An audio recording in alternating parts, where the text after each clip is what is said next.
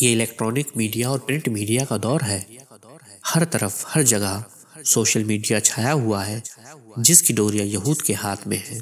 وہ ایک عرصے سے یہ کوشش کر رہے ہیں کہ مسلمانوں کی آنے والی نسلوں کے دل و دماغ سے مسجد اقصیٰ کی شبیہ مٹا دی جائے، اور انہیں یہ پتہ ہی نہ چلے کہ مسجد اقصیٰ کسے کہتے ہیں، اس کی شان و عظمت کیا ہے۔ یہی وجہ ہے کہ جب ہم گوگل پر مسجد اقصیٰ لکھ کر سرچ کرنے کی کوشش کرتے ہیں تو ہمارے سامنے سنہرے رنگ کے گنبد کی تصویر آتی ہے۔ یاد رکھیے، یہ مسجد اقصیٰ نہیں بلکہ یہ تو قوۃ الصخرہ، ڈوم آف دا راک کی تصویر ہے۔